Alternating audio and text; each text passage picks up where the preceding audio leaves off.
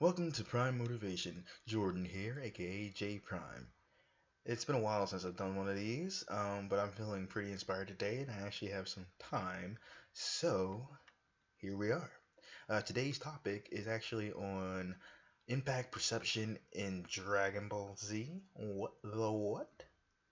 Um, so yeah, one of the things that I've realized as I get older is there are some things that you outgrow, and it's just one of those things. We get different tastes as we get older. Different things amuse us, and then there are some things that you don't, and that's okay. Part of being an adult is being okay with that, liking what you like.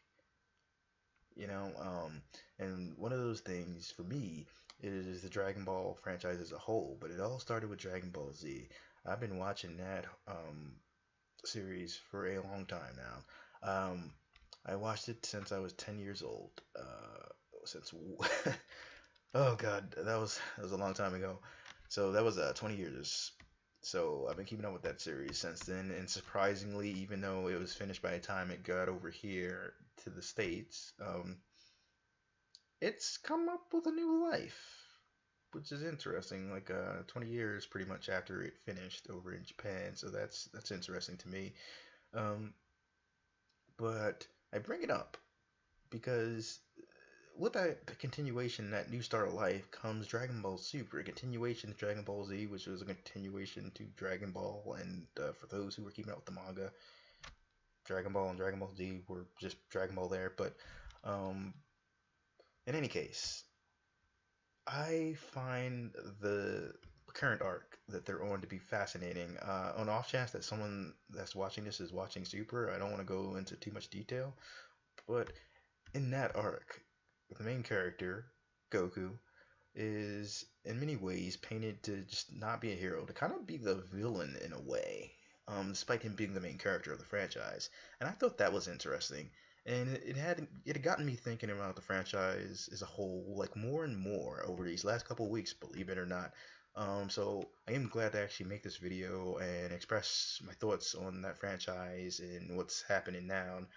I find it to be very fascinating to know that something like Dragon Ball, which is something that I enjoy, which is absolutely crazy and absolutely stupid in the best ways, can resonate with like so many people. It's interesting to me. Um, so the first thing I wanted to talk about, like before getting into some other things, is like in terms of impact. One of the things that has always intrigued me about humanity is our abilities to create different worlds, to create characters, people, and with that, for someone who's viewing a work of fiction, someone who's viewing someone else's stories, viewing someone else's character, I find it absolutely fascinating that we can gain something from that character, from that story. We can analyze it. We can apply it to our own lives. We can be inspired by the material. It's it absolutely is amazing. Um, so with Dragon Ball, like I mean, I can't speak to a lot of other people out there, but it has actually impacted my life really, like pretty greatly. One of the biggest things that resonated with me when I was a kid was the whole notion of change, the notion of going past your limits, fighting to put and pushing yourself, and knowing that there's always a next step. And I think that has also resonated with a lot of other people. So it has impacted my life, and I mean, I'd be lying if I said otherwise. Um, because I've always been big on that, even as a kid, and that definitely struck a nerve with me. So one of the things that made me make this in the first place is matter of perception. So like I said before, there's a current arc in Dragon Ball Super where Goku is painted in a less than great light. Now, for me personally, having grown up with the series and just looking at that over the years, to me, Goku was never really a hero. I mean, there were certainly things that he did that were heroic at times, but he himself was not a hero. He was often selfish and reckless at different points throughout the story, but there was also points where he did show consideration um, for people he cared about and for the world. So, I mean, he's actually a more complex character than people probably give him credit for, and I find that fascinating within itself. Um, so that being said, though, a lot of people have kind of like saw the current arc, and they've been horribly shocked. And they're like, "Oh no, what? They're painting Goku as a villain and all this stuff." And it's fair enough. But to me, like I was able to draw what I could draw from the series, and that's been great. And like with Goku, I never got why people kind of like looked at him like he was a hero. Some people attribute it to like dub changes and things like that. And well, certainly I could see the arguments for that. But for me, there was always times where he was selfish and reckless. And some people would argue that, he's not really selfish, but he just has selfish moments, and that's fair too. But he also has known that, you know, his behavior has caused some damage, and he kept on going. And for me, I'm like, that's not very heroic, but not really acting the character to be. I'm just enjoying the story. But I thought about something, and it's that perception, like that other people had of him. I was kind of bothered. When I was younger, about people thinking he's a hero, and even to a lesser extent now. But one of the other things to think about is like, so what if people like thought he was a hero?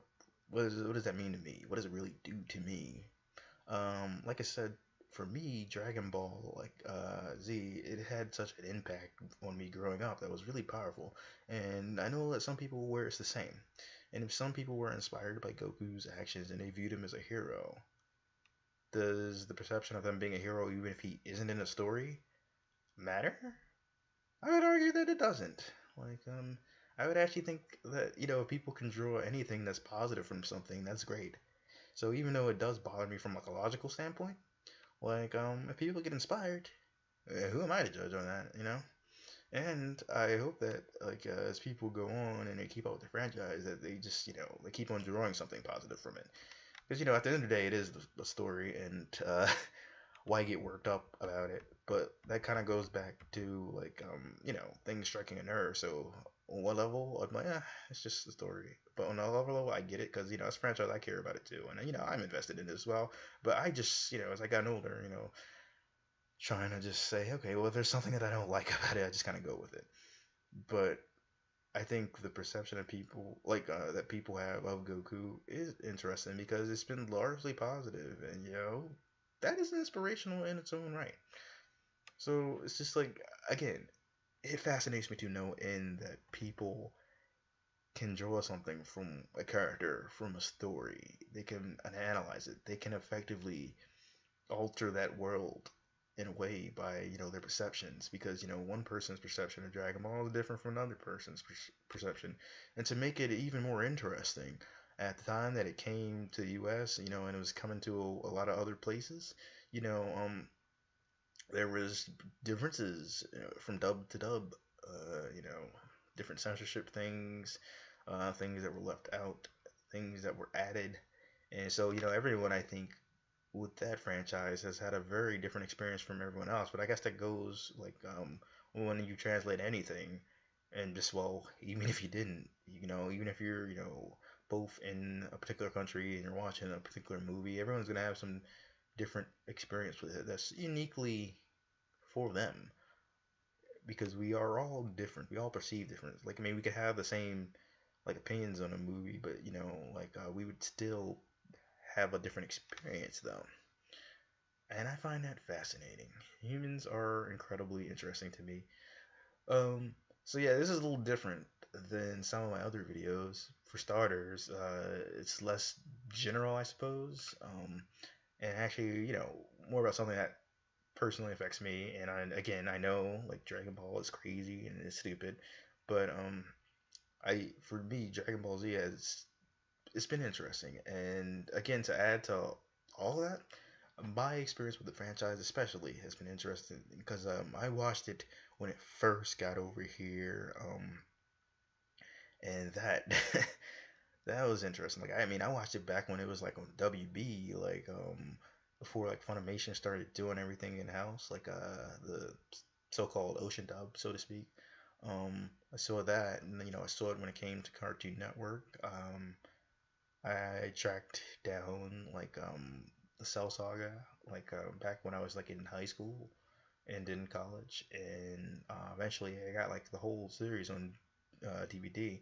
And of course, there were other things with that, like back after Dragon Ball Z ended, like Cartoon Network had started running Dragon Ball, and that within itself has been pretty interesting because for me, I didn't even know that was a thing till I saw it.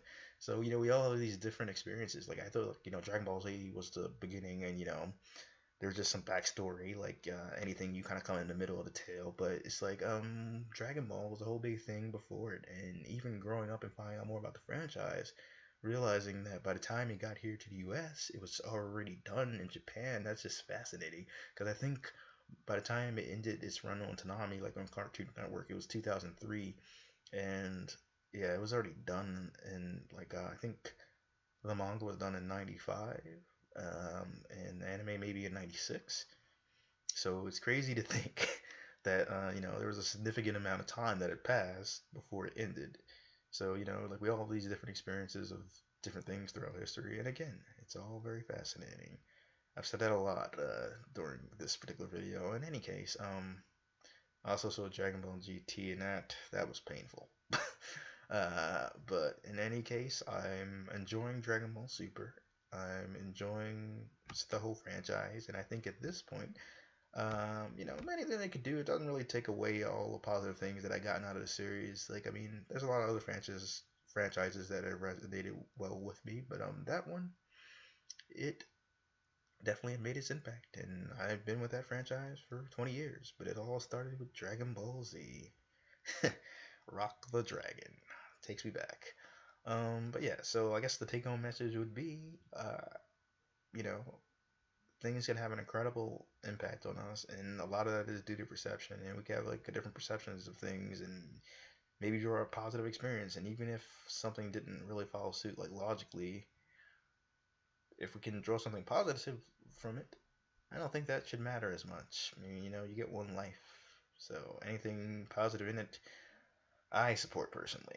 Yeah, so this has gotten kind of long, and it went on for far longer than I would have thought. But in any case, that's what I have to say for this video. Prime out.